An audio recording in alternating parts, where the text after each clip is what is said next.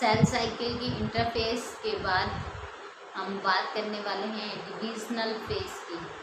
और divisional face जिसे कहा जाता है एम फेस, इसे माइटोटिक फेस भी कहा जाता है। ये नाम याद रखिएगा। जो डिवीज़न फेस है ये माइटोटिक फेस होती है, ये एम फेस भी कहलाती है। और यहाँ जो डिवीज़न फेस है, इस फेस में दो चेंजेस आपको याद रखने हैं। First one is karyokinesis and second one is cytokinesis. तो जो कैरियोकाइनेसिस है, कैरियन यानी न्यूक्लियस यानी केंद्र, और काइनेसिस यानी डिवीज़न विभाजन। तो जब न्यूक्लियस का डिवीज़न होता है तब कहलाता है कैरियोकाइनेसिस। और साइटोकाइनेसिस, साइटो यानी साइटोप्लाज्म और काइनेसिस यानी डिवीज़न।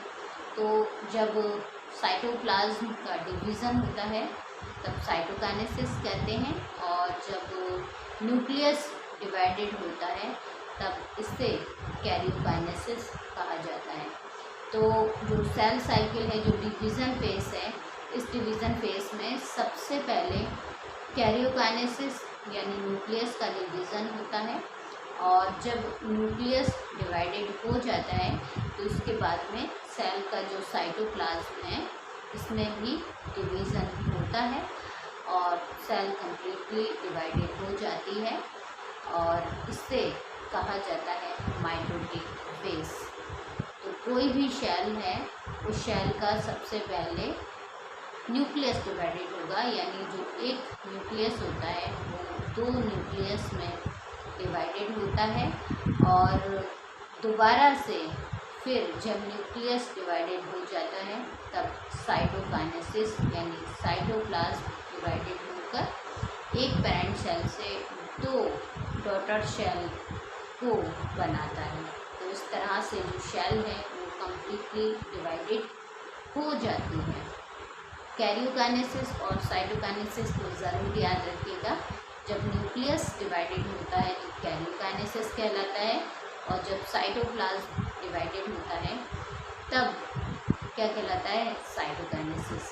अब इस कैरियोकाइनेसिस साइटोकाइनेसिस के लिए दो थ्योरी दी गई।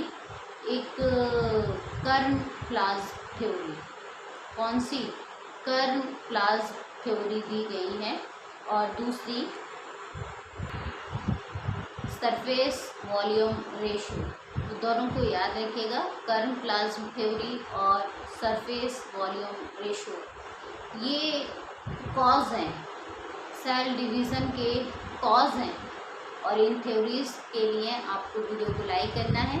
और नेक्स्ट में आप समझेंगे कर्न-प्लाज्म थ्योरी और न्यूक्लियस डिवीज़न थ्योरी।